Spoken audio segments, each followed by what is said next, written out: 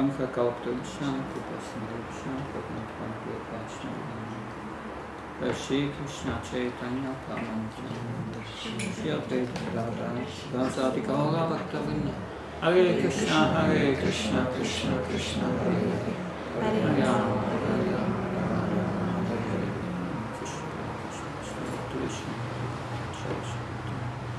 Namo Vishnu Krishna Krishna Namaste Saraswati Devi Bhavana Prasadi Nirjisnyavadi Paskitani Tirutani. So today we are in the chapter of the symptoms of liberated souls. And, yesterday we spoke about conditioned souls and we discussed 4 characteristics. What do you remember from these 4? Whatever you remember from yesterday. Forgotten Krishna? Yeah, forgotten Krishna. Yes. That's the first. That we identify with the body. We identify with the body, yes. And then? What happened after that? Uncontrolled mind and senses.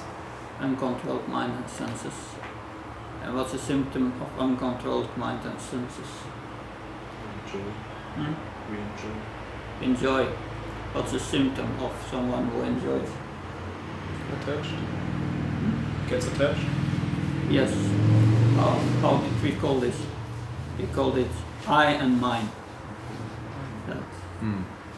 That's I and mine concept. So these were the 4 symptoms of conditioned souls we discussed. Now we go into the realm of the liberated soul. Liberated. So conditioned means that we have forgotten Krishna. Liberated means I know who Krishna is to a certain extent, and I know I'm his servant. That's the first stage of realization of Krishna consciousness. I'm Das. I'm servant of Krishna. What kind of servant we are, that will develop later. But the basis is Das, servant.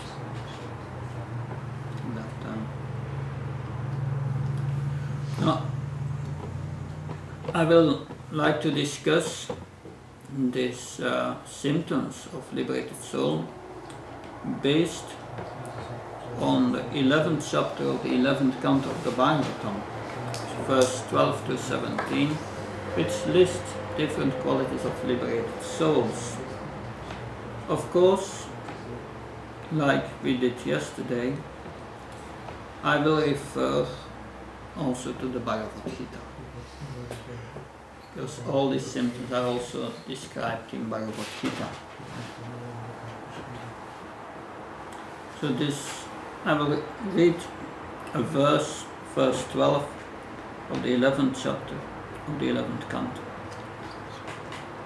Although the sky or space is the resting place of everything, the sky does not mix with anything, nor is entangled.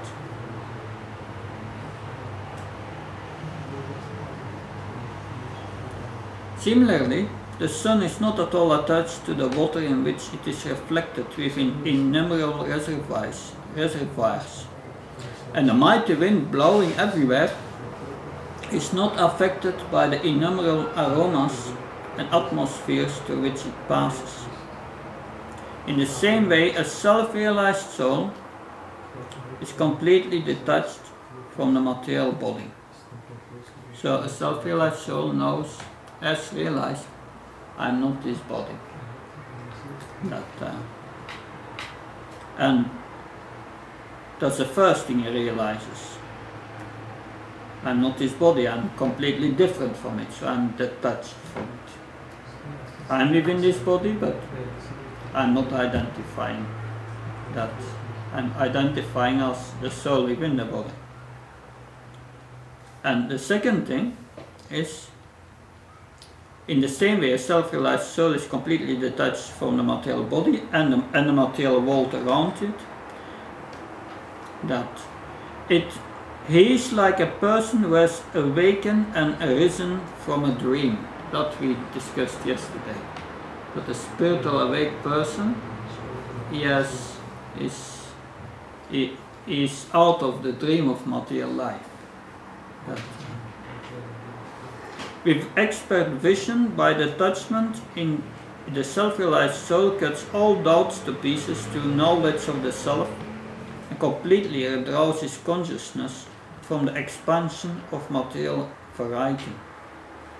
So here he withdraws his consciousness from all these external objects in this world.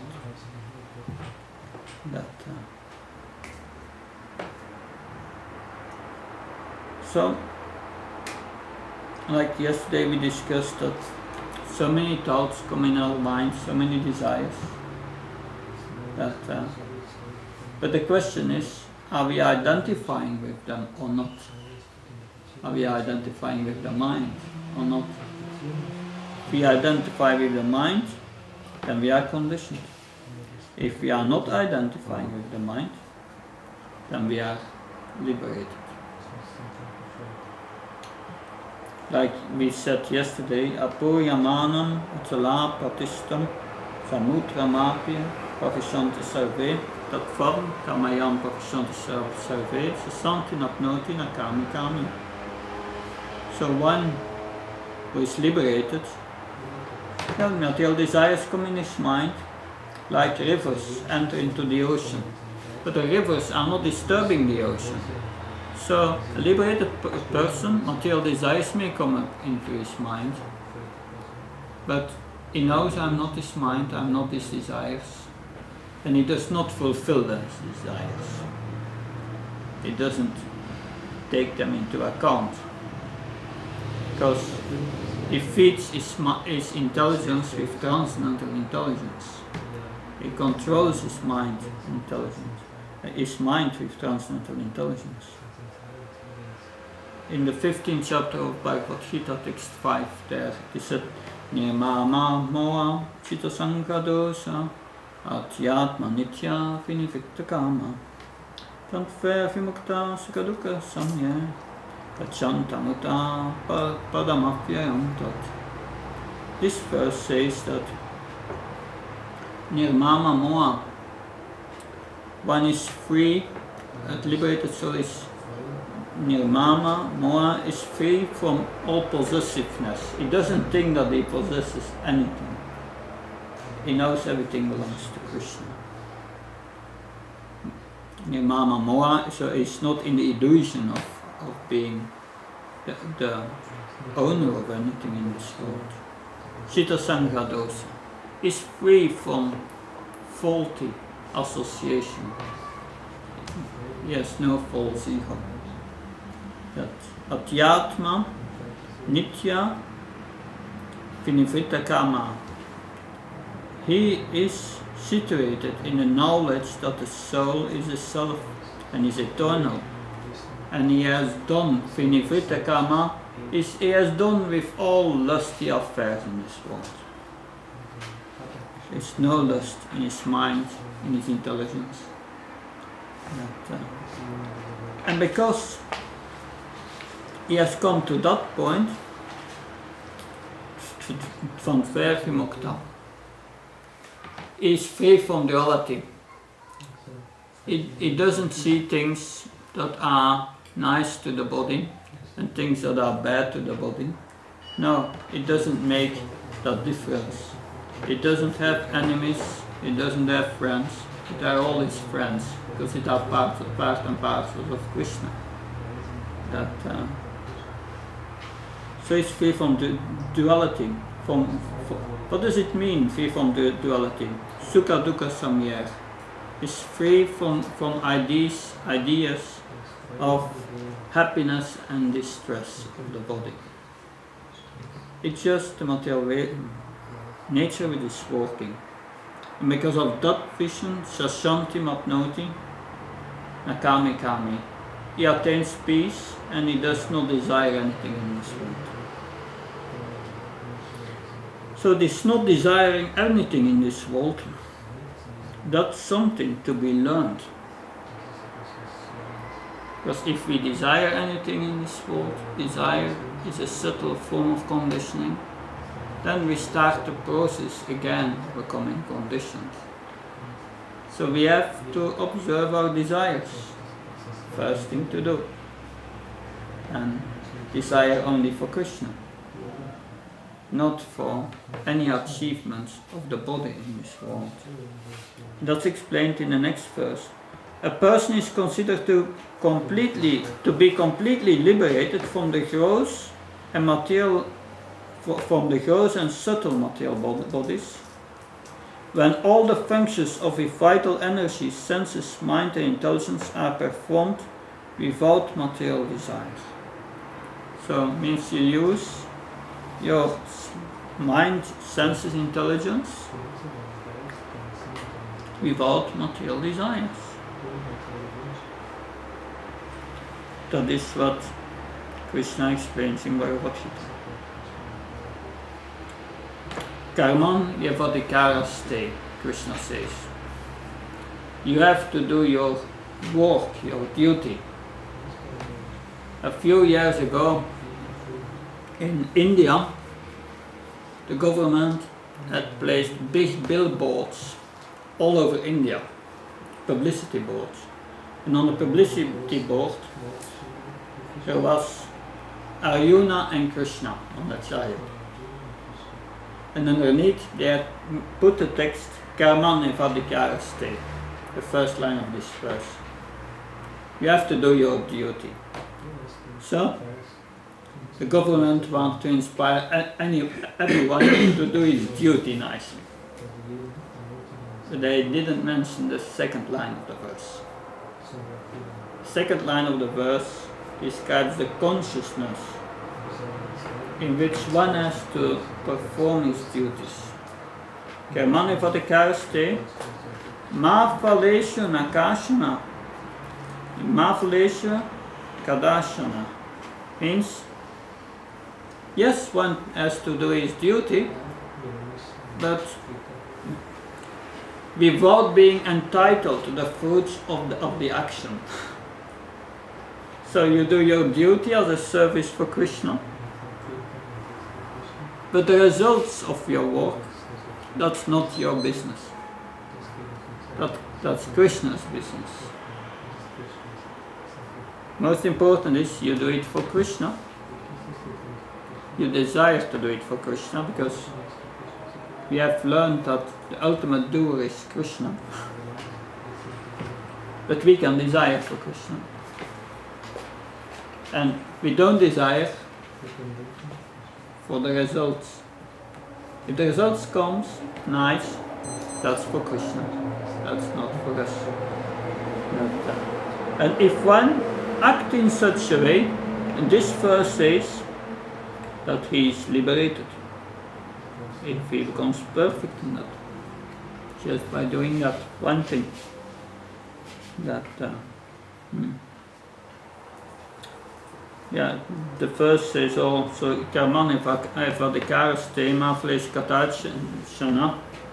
Makarma phalaetu broer, mata sangva karmana. And one should also not become attached of not doing his duty.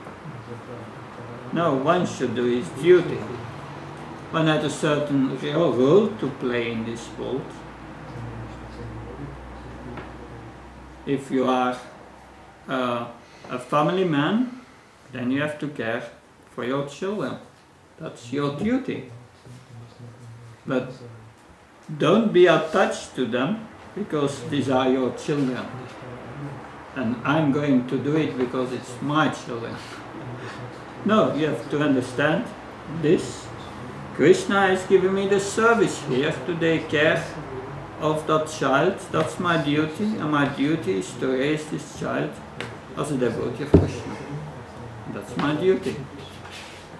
This child, I've no real relationship, the bodily relationship is not real. That, because one can say, yes, it's my child, or yes, one can say, I'm attached to my mother, that I want to care for my mother. But what about 10,000 births ago? Then you had also a mother. What do you care for that mother? If you look a little further, you understand. We are all part and parcel of Krishna. That we have a relationship with Krishna. And the devotional service that makes our relationship. So, therefore, Sarvopadi Vinirmuktam Tat Parat Vana Nirmalam Rishikena Rishikesha Shevanam Bhakti Uchati. Therefore, Sarvopadi Vinirmuktam. Sarvopadi, Sarva Upadi. Without upadis, one should serve Krishna. Without false conceptions, without false ego, without anarthas or misidentifications. That's misidentification. Upadis are misidentifications. It's insanity. Thinking something what you are not. But then we should Paratvana Nirmalam. One should serve the Supreme Lord. That without any other motive than Rishikeni, than to satisfy the senses of the Supreme Lord. And that's Seva, that Seva is called Bhakti. Alright. Now, the next point of a liberated soul is mentioned in the verse 14. Sometimes, for no apparent reason, one's body is attacked by cruel people or violent animals. At other times and in other places, one will suddenly be offered great respect or worship. One becomes neither angry when attacked, nor satisfied when worshipped. Such a man is actually intelligence. So, one who is on the liberated platform is not interested in decorations of the body. Decorations can come in different honors that are given to the body. The body has attained an academic title and is given honor. That. Or at other moments that one is mistreated, the body is mistreated for some reason or another by one's actions in one's previous lives. But an intelligent person, he doesn't want his honor, he doesn't strive for that. He knows whatever I've done with the body and I achieved, it's Krishna who did it, and honor should go to him. And when I've been mishandled, the body is treated cruelly, that's because in my past life I treated someone else cruelly. So it's the body, I'm not disturbed by it, it's just the way our material nature works. It is all done by material nature, and I'm not that. I don't want his wealth, I don't want his honor, but just what comes by Krishna's grace, so-called good or bad, we will tolerate that.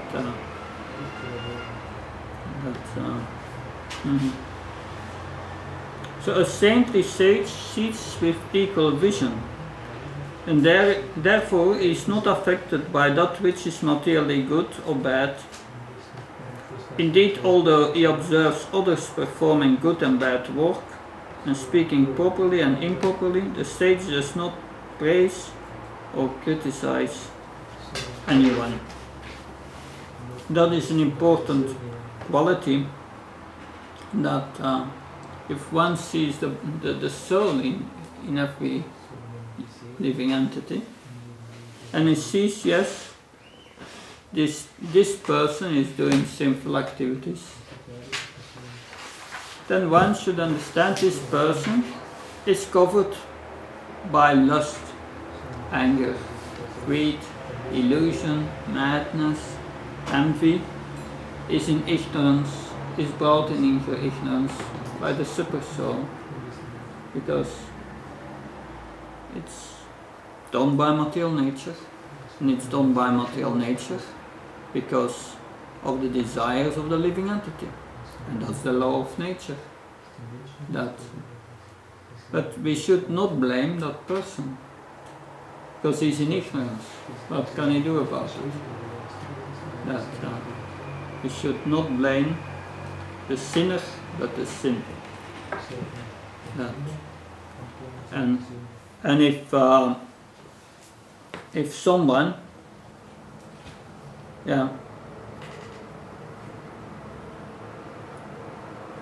if someone does something good, performs some great capacities, then a sage does not praise a person for his great qualities. He praises the Supreme Lord, who is acting through the person. So that's a consequence of a vision of reality. Now the last verse, 17. For the purpose of maintaining his body, a liberated soul should not act, speak, or contemplate in terms of material good or bad. Rather, it should be detached in all material circumstances and taking pleasure in self-realization. It should wander about, engaged in this liberated life, style appearing like a retarded person to outsiders. That's a liberated person is not interested in the activities of the body. He just wants to serve Krishna and uses the body for that purpose. But otherwise, he has no interest to exploit material nature. That is not after honor, that he wants to stay away from a mass of people with conditions. That these qualities, they are further addressed in Bhagavad Gita, because these are the qualities of a person in knowledge. Krishna explains in what's knowledge. He says knowledge. He says this is knowledge. Krishna means in this verse, this is the process how to get knowledge. The process. Start with humility, pridelessness, non-violence, tolerance, simplicity, approaching a bona fide spiritual master, cleanliness, steadiness, self-control, renunciation of the object of the sense gratification, absence of false ego, the perception of the evil of birth, death, and old age and disease, detachment, freedom from entanglement with children, wife, home and the rest, even-mindedness, amid pleasant and unpleasant events, constant and unalloyed devotion to me, aspiring to live in a solitary place, detachment from the general mass of people, accepting the importance of self-realization, and philosophical search for the absolute truth. All these I declare to be knowledge, and besides this, whatever there may be is ignorance. All these qualities we have to develop, and then we will soon come to the liberated platform. That humility is the first. To get knowledge, one has to be humble. Because transcendental knowledge one cannot get on one's own strength. we receive it by the mercy of Krishna. And Krishna gives it to us, gives us the understanding. We are humble, and we have a service attitude. So many things to say about that. But you can study these verses from 13 chapter 8 to 12, and that may help you very much to understand the process to become liberated, to get real knowledge. Because one wishing real knowledge, Krishna says, is liberated. Let's explain a little further. It's text 13:24. Yaivam veti purusham praktim sagunaisam sarvatavartamanapi nasabuya vachayati. When you understand this philosophy concerning material nature, the living entity and the interaction of the modes of nature is sure to attain liberation. He will not take birth here again, regardless of his present position.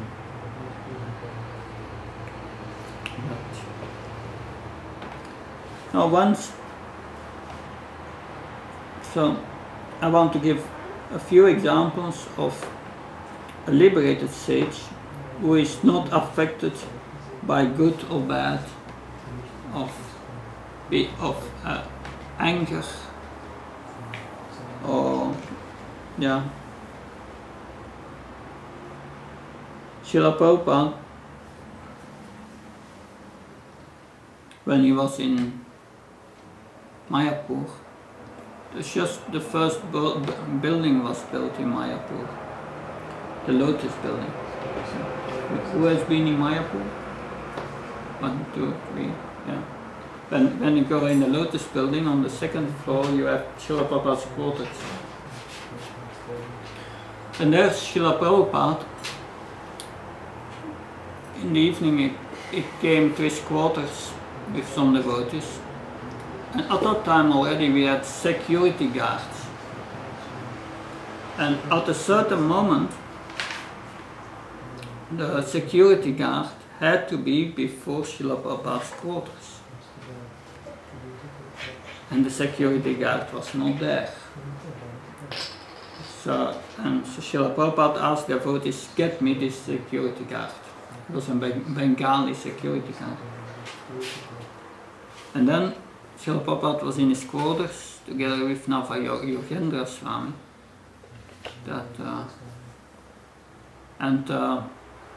When the Bengali guard came into Srila Prabhupada's quarters, Srila Prabhupada started to shout very angrily in Bengali to the security guard. And Nava Yogendra Maharaj said, Srila Prabhupada, his anger was so intense that I was just staying near to him and I was shaking from fear. But then, when the Bengali guard went out, Srila Prabhupada, he became so peaceful, so calm, like nothing ever happened.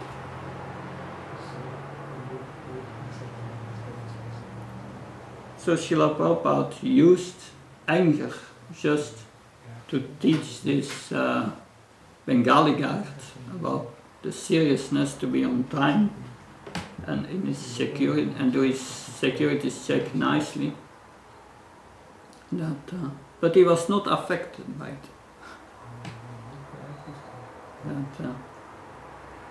So he's not affected by material nature. Srila Prabhupada in his last days, he was on his deathbed in Vrindavan, and the Kaviraj, he said, the doctor, because Srila Prabhupada hadn't eaten anything for 2 months, his bones, his body was just bones with flesh around, and the Kaviraj and said, this person now, in this condition, he should cry out from the pain. But Srila Prabhupada, he continued to give his comments on the Bhagavatam. You can see that on the table. And his comments on the Bhagavatam is, I think it's chapter 14 of the 10th canto, The Bewildering Pastimes of Lord Brahma. If you read his purport, they are so crystal clear that so Srila Prabhupada was not bewildered by the body.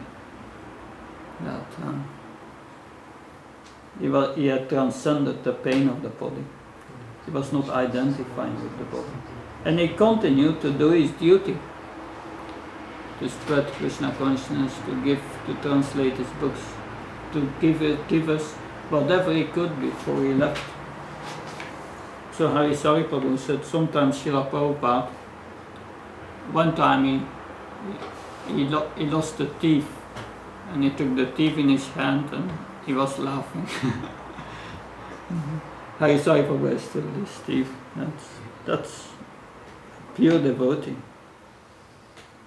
When Srila Prabhupada was in Amsterdam, he was there at the time of the installation of Jagannath Baladev Subhadra.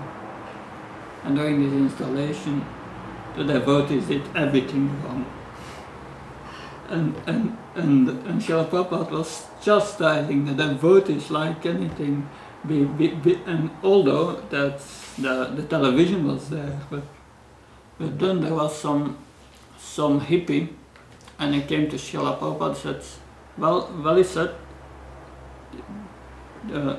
why are you not chanting? Don't be angry, just chant, it will be okay. And Srila Prabhupada humbly followed the instruction, took his bead back and started to chant Hare Krishna. But then he was so angry, but then after the festival, after the ceremony, he was sitting in a rocking chair very peacefully. So the world did not affect him in any way. That's the condition of a liberated soul.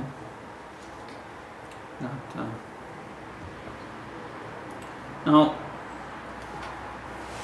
what do pure devotees do?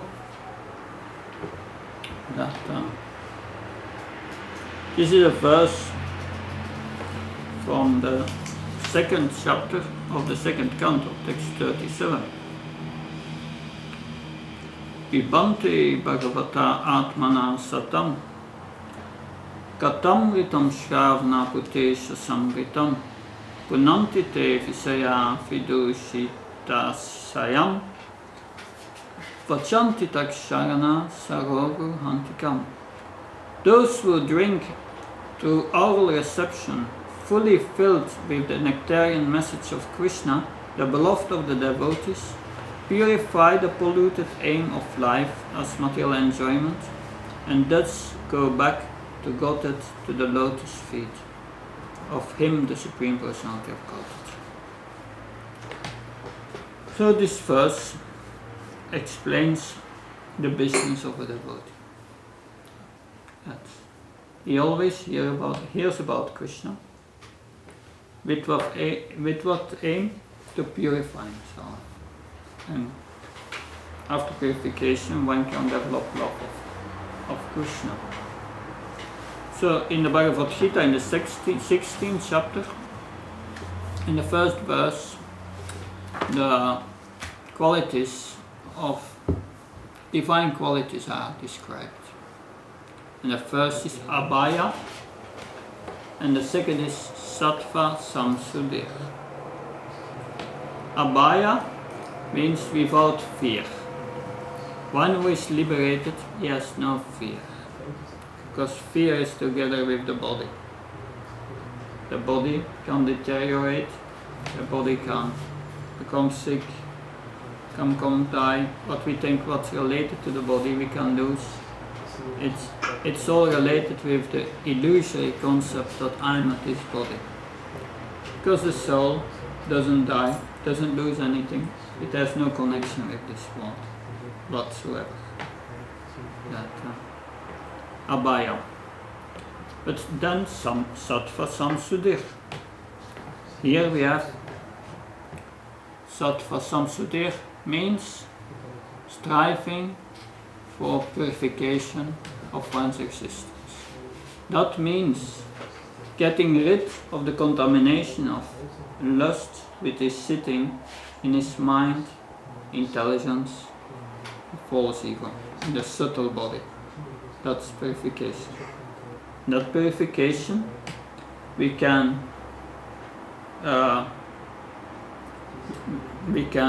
attain by always fixing one's mind on Krishna. So one fixes one's mind on Krishna, then one becomes purified. That whoever who is in contact with Krishna, he becomes free from material contamination. That's explained in Shri Upanishad. Did you study Shri Upanishad? Yeah? So, the qualities of Krishna is antiseptic, apapa vida, and prophylactic and antiseptic. Apapa vida and, wait a second. Anyway, antiseptic means everyone who comes in contact with Krishna, his mind is purified. So the holy name is the spiritual sound vibration, which is non-different from Krishna. Everyone who comes in contact with the holy name becomes purified. Therefore we do Harinam, we chant Japa, to always think of Krishna and never forget him. Abhaya, Sattva, Samsudhir. That we have as example at the end of the first canto, in the 18th and 19th chapter, the story of Maharaj Parikshit. Maharaj Parikshit is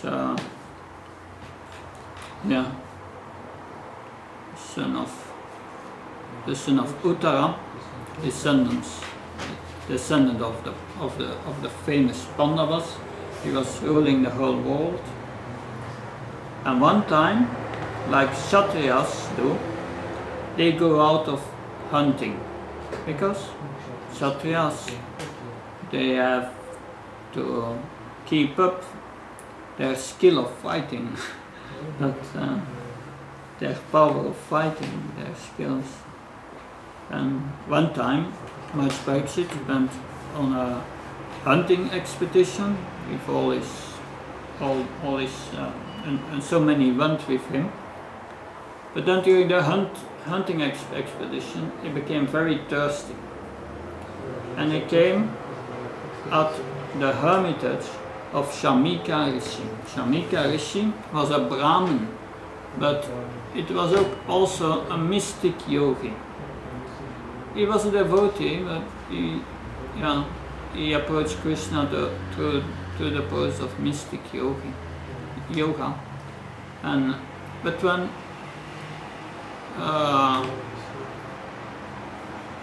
when Maharaj Parikshit came into the hermitage in the home of the sage was absorbed in meditation. He was in samadhi, deep absorption in thinking about Krishna. That just But then, when Maharaj Parikshit came in, of course he was a king, and Kshatriyas, they are in a higher, Brahmins are in a higher position than the Kshatriyas. And Maharaj Parikshit was thinking for a moment, I'm so thirsty, and this sage is not welcoming me, that maybe his faithing is meditation. Meditation is maybe not real, because maybe he wants to avoid speaking with me because I'm on a lower class, Kshatriya. But Maharaj Parikshit was saying, I'm not like him. I will welcome him. And there was a dead snake on the ground, and he took this dead snake and put it around the neck of the sage and left. Of course, that was not really a proper thing to do. But then Maharaj Pariksit left. And he was on his way to the palace. And then, what happened? Great guilt came up into his heart, his mind, a great feeling of guilt. If a person who strives to become a pure devotee, or is a pure devotee and does something wrong, immediately this great feeling of guilt comes in the heart. This is not a strange thing. We have all that experience that if a mother takes care of her child, then she gives to the child out of affection without asking something into return. She does it out of love for the child. So, and that gives satisfaction to the heart. A feeling of satisfaction. All religious people who are trying to serve God in one way or another without asking something in return, they know that gives satisfaction to the heart. But then if someone does something wrong, he commits a murder, how do you think that this person will feel after he has committed murder? It's a horrible feeling inside of guilt. That's Krishna in the heart who says, that's not so good. So, but in the heart of a pure devotee, this is very strong. Even if one has done a little thing wrong, this feeling is very strong because he wants to purify his heart. He wants the opposite. And so, Maharaj Pariksit, we can see how he deals with that. This gives an insight directly in the consciousness of a pure devotee, these chapters of the Bhagavatam, 18, 19 of the first canto. That you can see in the consciousness of a pure devotee. And Maharaj Pariksit, he was not his own lawyer, like, oh, normally I'm not doing that and it's only one time, so forget about it. No, he took it very serious. Because he wanted to purify his heart, his consciousness. So he started to pray to Krishna. That this is his sattva samsudaya, this strive for purification. He started to pray to Krishna, please, Lord Krishna, give me a reaction for this horrible thing I did, that I can become free from it. He was praying, please give me a reaction. Let the reaction come to me. Don't let it affect my family, to me alone. And then we know what happened.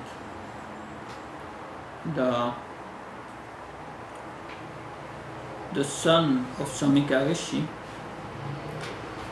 which was a young, experienced Brahmin boy, was 5-6 years old. He was young and unexperienced, but very powerful. Brahmins in the previous yuga, we were very powerful. And we see by the act of Shringi, the power of the Brahmins diminished. Just because he was the first who made the big error. Because the Brahmin boy Shringi, he became proud. Pride came up in his heart. And he said, why this Maharaj Pariksit come into the house of my father? He said, Kshatriyas, they are of a lower class. They should not come into the house of a Brahmin without permission. That's like someone, he keeps his dog outside the watchdog, and the watchdog should not come into the house, he said. And although he was unexperienced, he cursed Maharaj Pariksit to die in 7 days, to be bitten by a snake bird. That, of course, when Samika Rishi heard that his son had offended or cursed unnecessarily the king who is protecting all the Brahmins, who has great responsibilities, especially Maharaj Pariksit, he was very much aggrieved. And he chastised his son. Anyway, he went to the palace of Maharaj Pariksit and he asked to excuse his son for that. But when Maharaj Pariksit heard the curse, he was very happy, he says. This is Krishna's mercy. Now finally I will become attached from all the royal position in my kingdom, from all my wealth. I will become detached from my family, and now I will be able to dedicate the remaining 7 days of my life only to spiritual purposes, to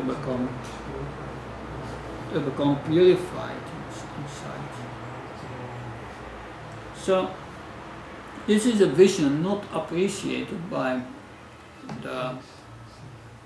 today's materialistic world.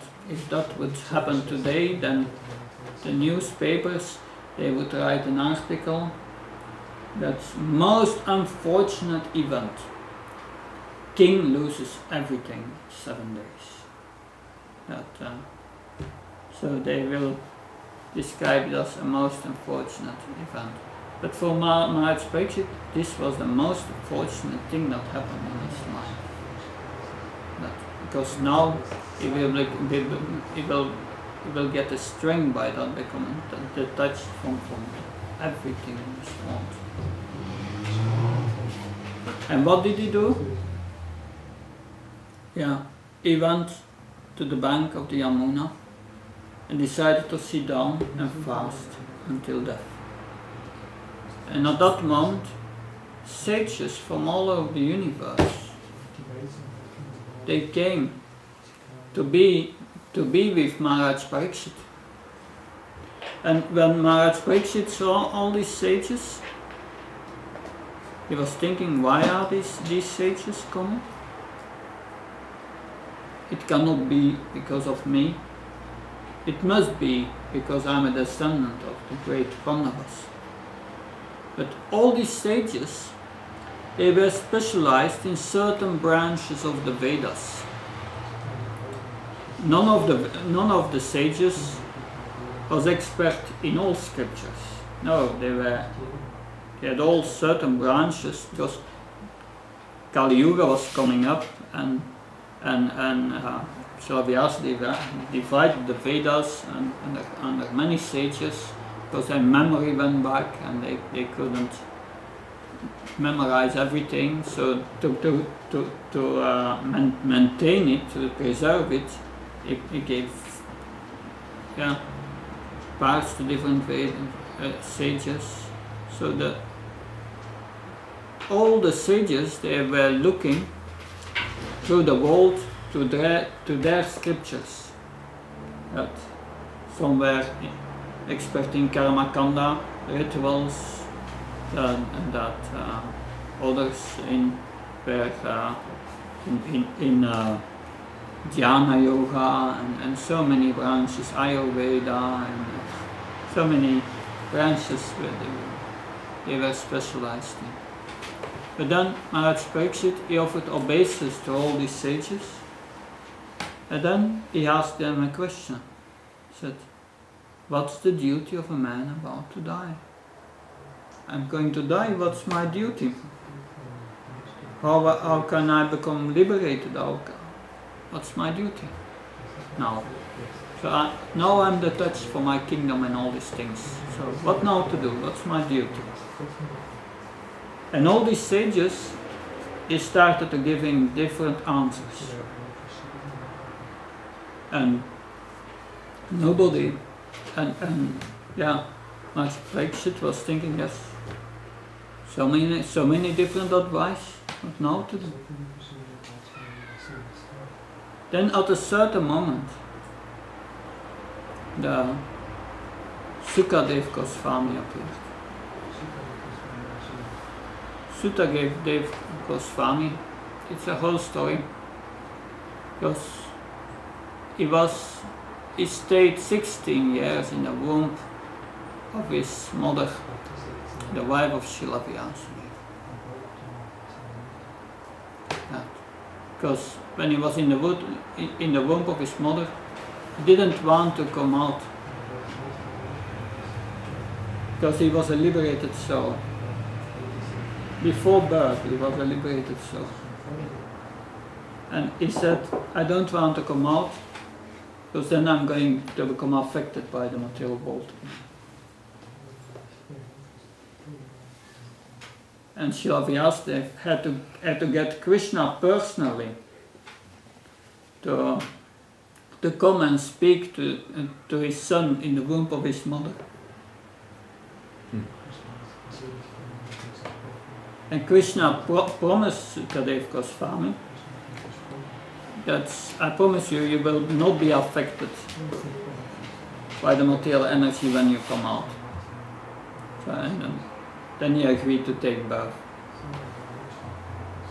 But of course, when he took birth, he had already the body of 16-year-old. And after taking birth, Sukadev Goswami, he straight walked to the forest. And his father was running after him. He was calling, my son, my son! But only the trees responded. But then later on, Srila Vyasadeva, he wanted his son to come back from the forest. And he arranged that his disciples would go to the forest every day, and they would recite verses from the Bhagavatam. It's like you have a little bird and you want to make it closer, and you give it grains, and every day a little closer to your house. So they were reciting verses of the Bhagavatam, but he was a liberated soul, Sukadev Goswami. And when he heard, when one is liberated soul, means one's mind is pure. And in a pure mind, if you hear with a pure mind of Krishna, you become attracted immediately. From one moment to another, you become attracted. You can see that also from the story of the 4 Kumaras in the 3rd canto. That's another story, but you can read it when the 4 Kumaras were all liberated souls, but they were Brahmavadis. They didn't have realized Krishna yet.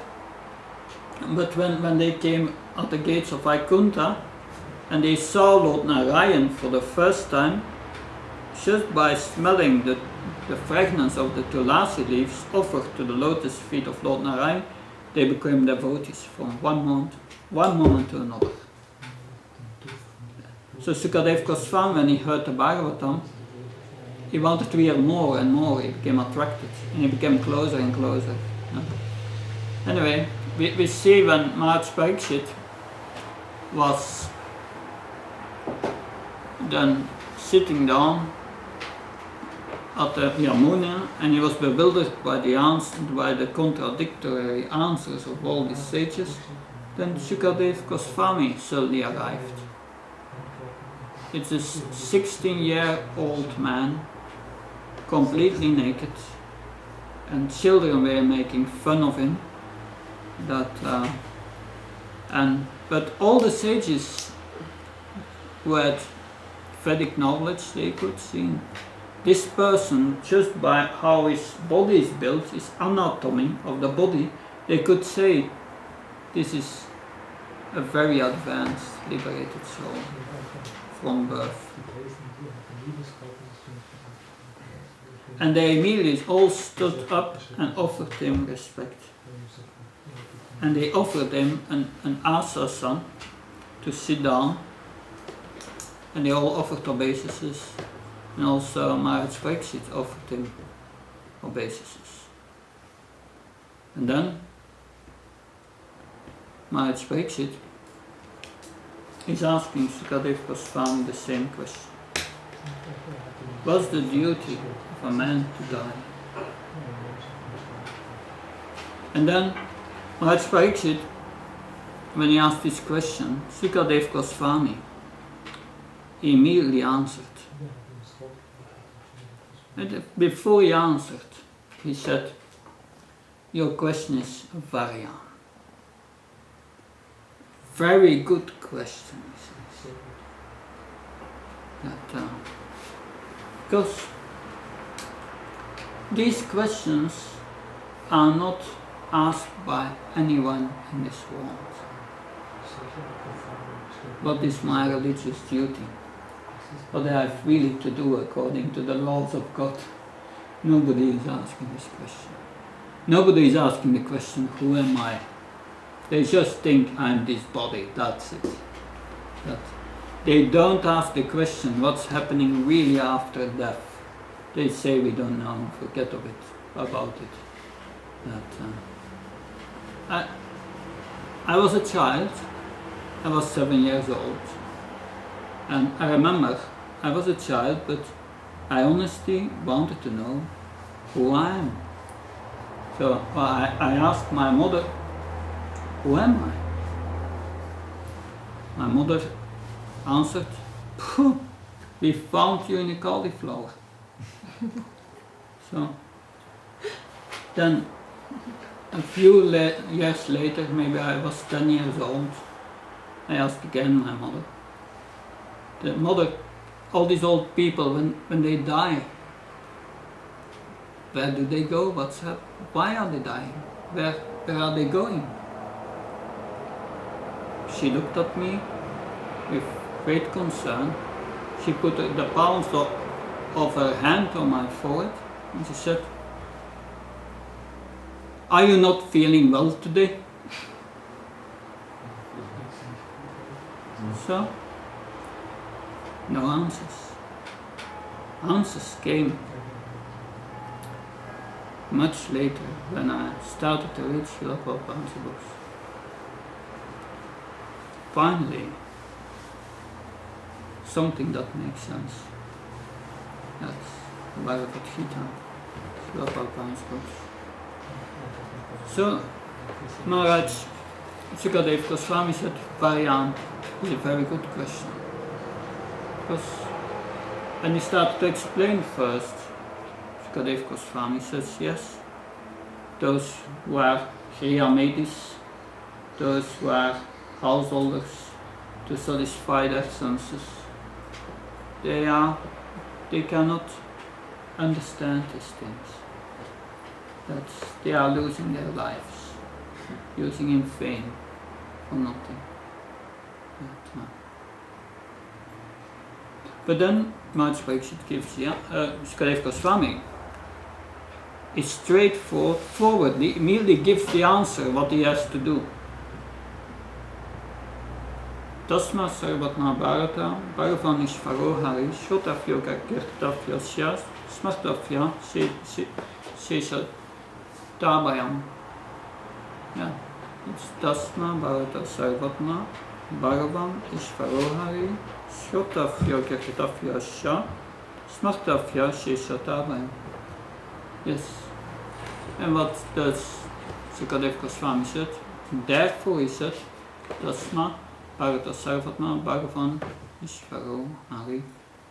One should hear Shotafya of the Supreme Personality, the Ishvara, the controller of everything. That Shotafya and Kirtitafyas one should speak about what one hears. One should repeat it, hearing and speaking about the Supreme Lord. And then one should smartavya. Then one should remember about the Supreme Lord. So hearing, speaking, remembering.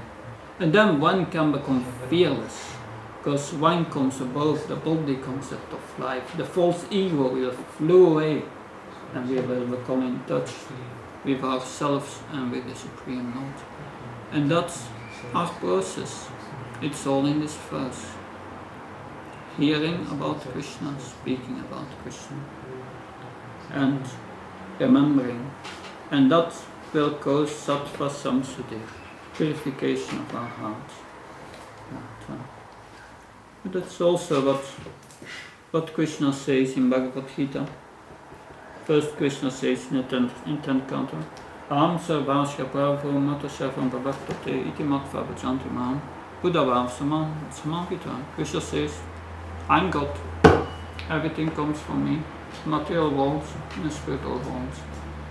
It's all me. And the sages who know this, they worship me.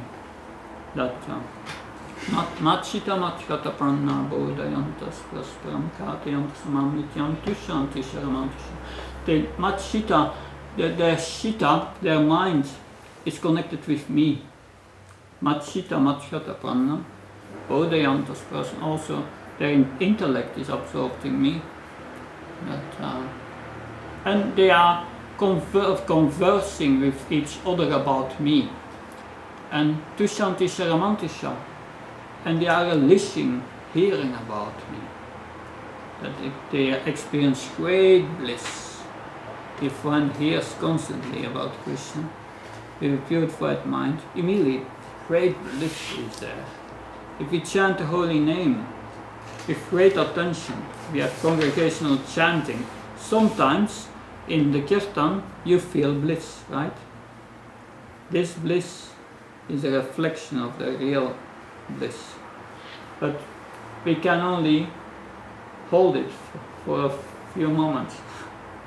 And the real bliss is something else, is a reflection.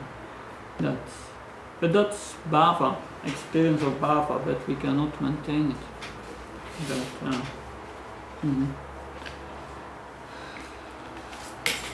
So hearing, of course we are hearing the holy name. But we should daily hear Bhagavad Gita, and certainly daily, Bhagavad Gita in the evening, in the morning, the Bhagavatam. Because in the evening, Bhagavad Gita gives us transcendental knowledge. We need transcendental knowledge in our life. That is essential hearing of Krishna, and also the Bhagavatam each morning. Because the Bhagavatam, it's 10 cantos, 12 cantos. The 10th canto is the face of Krishna.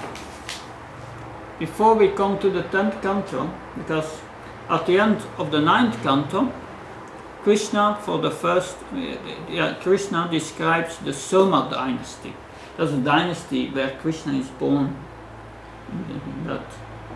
Then at the beginning of the 10th canto, Maharaj Parikshit, who is listening already many days, has not drunk a drop of water, and but he doesn't feel thirst.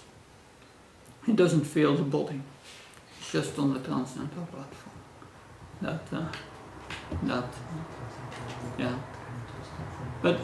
But he's so eager to hear about Krishna. He's saying to Sukadev Goswami, now you have told us about Krishna in the Soma dynasty. So please tell me about these activities, his birth, his activities. But then Maharaj Parikshit said, yes, but Nrivrita Tarser Upahiyamanas. It says you have to be qualified to hear these pastimes. You have to be Nrivrita Tarser. You have to free from all lust. As long as our mind is contaminated, we cannot understand Krishna. No possibility to understand who Krishna is. So when one reads the 10th canto of the Bhagavatam, normally one should be on the liberated platform. But the first 9 cantos of the Bhagavatam are preparing one to come to that liberated platform. If you, the first 2 cantos are called the feet of Krishna. Pada Padma, the feet of Krishna. You get basic transcendental knowledge, and in the 3rd and the 4th canto, you learn how the creation is connected with Krishna, and how Krishna is a doer in everything, so that you can understand that not a blade of grass moves in this world without the sanction of Krishna. Yes. Then the 5th canto describes the universe and the teachings of Rishabhadev to his son, very essential teachings. That the 6th canto, there we have explains the importance of the chanting of the holy name and the story of Ajamil, and how this chanting of the holy name, with the holy name not different from Krishna, is uprooting all material desires from the heart. And the 7th canto teaches us what a pure devotee means, Prahlad Maharaj. Then the 8th canto shows us how we can come by surrender to that position of a pure devotee, the story of Bali Maharaj. Then the 9th canto is different stories and descriptions of dynasties, preparing us for the appearance of Krishna.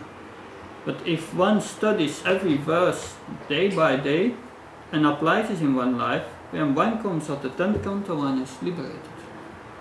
In 2001, we started with 25 students at the Bhakti Vaibhava in Vrindavan.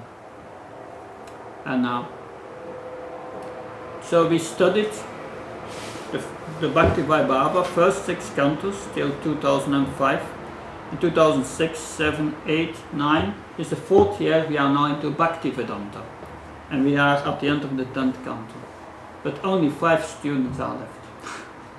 You ask these 5 students how they feel of the experience of going to by Bhakti Vaibhava and Bhakti Vaibhava and Bhakti Vedanta.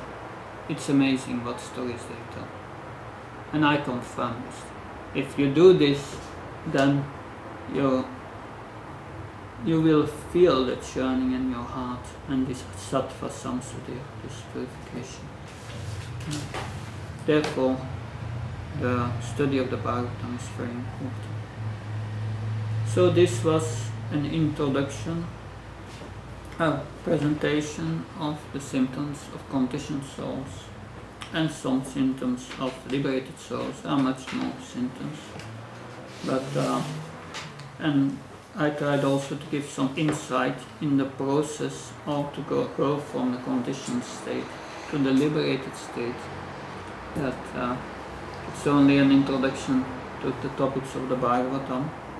Now, what you have further to do is to get to know what to do and what not to do to come from the liberated state to the conditioned state. From the conditioned state to the liberated state. I have given already some hints there, but there are many things not to do, to avoid, and things we should not do. And that you can learn from the study of the Bhagavatam every day. Thank you very much. Are there questions? Or? I didn't hear about 7th canto. What is in the 7th canto? 7th canto, one of the topics of the 7th canto is to demonstrate the character of a pure devotee, Prahlad Maharaj. That's one of the purposes of that canto. But, yes, you can read about the character of a pure devotee, especially right after the prayers of Prahlad Maharaj. It is a conversation between Prahlad Maharaj and Lord Nrsimhadev, and that makes things quite clear, very inspiring. Yes. One time I hear some story that liberated souls, they don't have shadow. When they go in the sun, they don't throw a shadow. Is this true, or is this some magical? I didn't read that in the Shastra. That, if you can tell me what's the quote from Shastra, we can discuss it. Otherwise, if it's not from Shastra, forget about it. Okay. They say so many things. Yes. And you said, while studying, just to get you right, you studied every day one verse, canto by canto. Yeah, Just one verse. Well, my guru might say, because in the morning we repeat the Sanskrit. My guru might say, the day before you should study the verse, memorize the verse, memorize the word for word in the translation, and you do that every day. My Guru Maharaj instructs all his disciples, but we can't follow. But if you can do that every day, learn the verse, memorize it, and understand the spiritual techniques, think about it and apply it, this is very powerful. And that's the purpose of the daily Bhagavatam class, to know the verse and know how to apply it in one's life, and apply it. That's the point.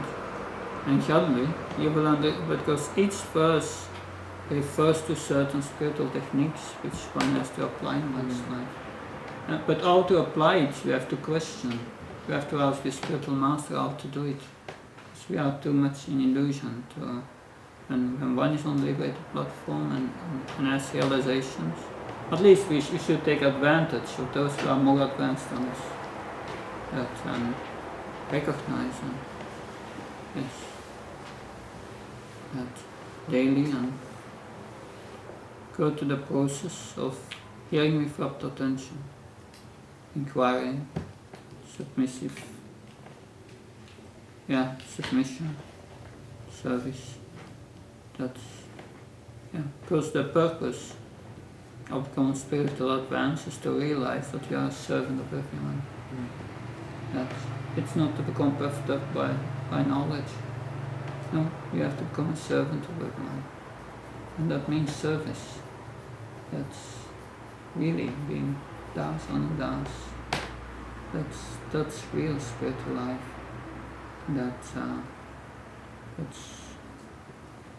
It's humility. The guru who thinks he is a guru, he's a nonsense. The guru never thinks him the guru. Sorry? The guru who thinks himself a guru is a nonsense. A spiritual master should never think himself a spiritual master. He's just he sees himself as a servant of his disciples. And that's a guru. Humility. If we see this movement is international society for Krishna consciousness. Krishna is in the center. Srila Prabhupada didn't put himself never in the center. He felt himself, I'm just a member of this society, like everyone else. That's how he felt. That, although he knew that he was in a leading role and a great responsibility. But,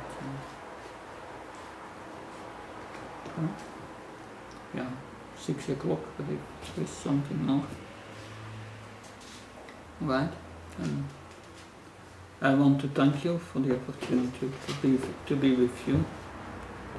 That I've done my best to give you a little insight in the importance of the study of Bhagavad Gita and the Bhagavatam, and the association with devotees and humble service. That and I hope this may inspire you. I'm asking forgiveness for any offenses I may have committed and any incorrect things I may have said. But I quote a lot of verses, and by that I try to remain as close as possible to the Siddhanta of the previous acharyas. And I hope this may help. Thanks. Prabhupada ki, Bhagavatam ki.